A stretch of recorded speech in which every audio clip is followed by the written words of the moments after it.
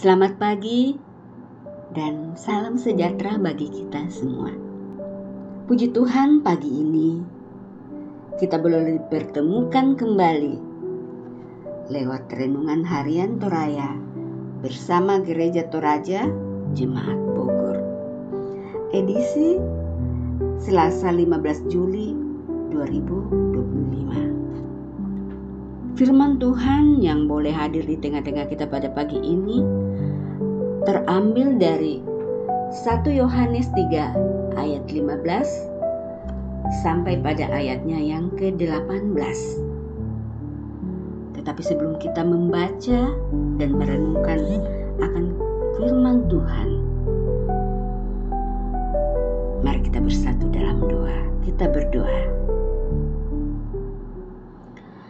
Bapa di dalam surga, pagi ini kami, anak-anak-Mu, datang tunduk di hadapan hadirat-Mu. Kami datang menaikkan ucapan syukur kepada-Mu Tuhan, atas segala kasih setia Tuhan, pimpinan dan penyertaan Tuhan, yang senantiasa Tuhan nyatakan di dalam kehidupan kami. Kami rindu Bapa, di pagi yang indah ini, mengawali hari kami bersekutu dengan Engkau lewat kebenaran firman-Mu. Urapi kami dengan kuasa Roh Kudus-Mu,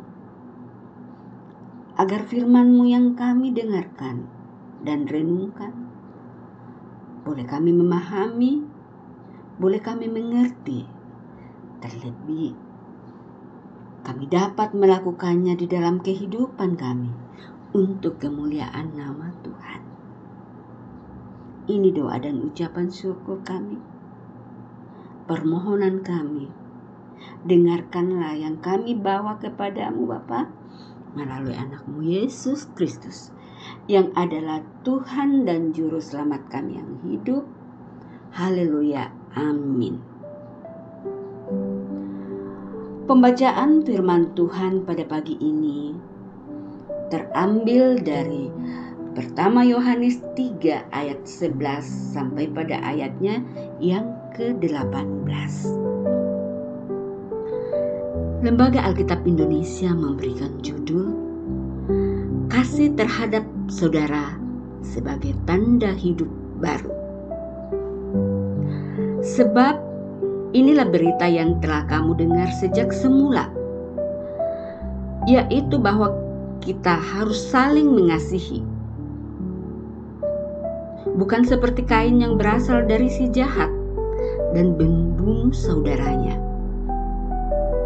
Mengapa ia membunuhnya?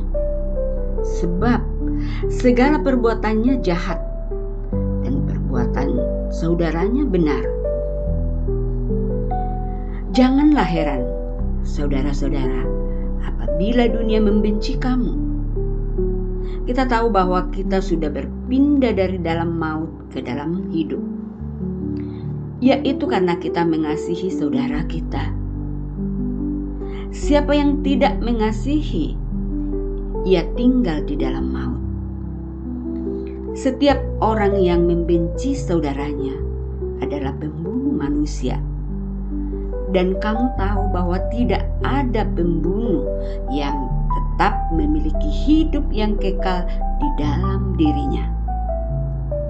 Dengan inilah kita mengenal kasih, yaitu bahwa Kristus telah menyerahkan nyawanya untuk kita. Jadi, kita pun wajib menyerahkan nyawa kita untuk saudara-saudara kita. Siapa yang mempunyai harta duniawi dan melihat saudaranya menderita kekurangan, tetapi menutup pintu hatinya terhadap saudaranya itu, bagaimana kasih Allah dapat tinggal di dalam dirinya? Anak-anakku, marilah kita mengasihi bukan dengan perkataan atau dengan lidah, tetapi dengan perbuatan dan dalam kebenaran. Amin firman Tuhan. Renungan kita pada pagi ini diberikan judul Mengasihi sebagai tanda hidup baru. mak pakaboro ia mo tanda tuo baru. Sangat mudah menilai seseorang yang hidup dalam kasih dengan hidup tanpa kasih. Setidaknya yang paling menonjol ialah bagaimana ia bersikap kepada sesamanya. Kasih membuat seseorang memiliki relasi yang baik dengan orang lain.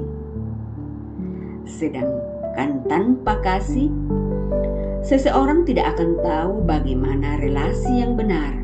Bahkan kebencian akan terus ada dalam hatinya. Berangkat dari kisah Kain yang dipaparkan oleh Yohanes, bahwa dosa yang menyelubungi hidup Kain membuatnya tidak bisa merasakan kasih dalam hatinya, sehingga ia tidak memiliki relasi yang baik dengan sesamanya, termasuk adik kandungnya sendiri. Kedua hal ini, kasih dan kebencian, merupakan hal yang sangat bertentangan. Ketika seseorang hidup dalam kasih, maka ia akan susah untuk hidup dalam kebencian. Sebaliknya, orang yang hidupnya tetap di dalam kebencian, ia pun akan sulit untuk menyatakan kasih. Kasih membawa kita kepada pemulihan relasi dengan Allah dan ciptaannya. Sedangkan kebencian akan membawa kita kepada kebinasaan. Melalui Kristus, dosa dikalahkan dan relasi dengan Allah dan ciptaannya dipulihkan. Kehadiran Kristus melepaskan selubung dosa yang membuat manusia sulit untuk melihat kemuliaan Allah dan hidup dalam kasih. Pengorbanan Kristus adalah wujud kasih yang benar dan sempurna, yang membawa manusia yang tadinya berada di dalam maut karena dosa dipindahkan kepada kehidupan yang kekal. Mengasihi dengan benar merupakan wujud dari hidup yang telah dibaharui di dalam Yesus Kristus. Nampakkanlah kasih yang benar itu dalam relasi kita dengan sesama. Sama seperti Kristus yang mau berkorban untuk kita. Amin. Mari kita bersatu dalam doa. Kita berdoa syafaat. Bapa di dalam surga, kami kembali datang mengangkat ucapan syukur di hadapan hadirat-Mu atas berkat firman-Mu yang boleh hadir di tengah-tengah kami pada pagi ini. Kiranya dengan pertolongan Roh Kudus-Mu, firman-Mu boleh menuntun kami semua di dalam setiap langkah kehidupan kami. Dan dengan lewat kehidupan kami, kemuliaan Tuhan dinyatakan. Bapa di dalam surga, kami juga mau berdoa buat saudara-saudara kami yang mungkin dalam kelemahan tubuh karena sakit penyakit. Mari Tuhan hadir sebagai penolong di dalam kehidupannya, sehingga saudara kami boleh memperoleh anugerah kesembuhan daripadamu Tuhan. Bapa di dalam surga, kami juga mau bersyukur bersama saudara-saudara kami yang mungkin pada hari ini berulang tahun. Mari Tuhan sempurnakan sukacita mereka, agar senantiasa ucapan syukur boleh mereka naikkan kepadamu Tuhan. Bapa di dalam surga, kami juga mau berdoa buat orang tua kami yang sudah lanjut usia. Mari Tuhan hadir di dalam kehidupannya. Anugerahkan kekuatan dan kesehatan yang baik, sukacita dalam menjalani usia-usia yang indah yang Tuhan masih anugerahkan kepadanya. Kami juga mau berdoa, Tuhan, sebelum kami mengawali segala aktivitas kami di pagi ini,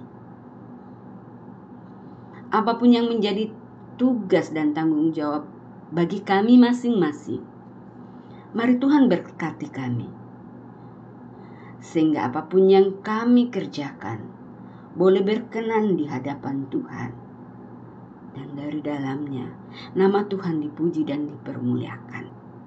Ampuni salah dan dosa kami, Bapa.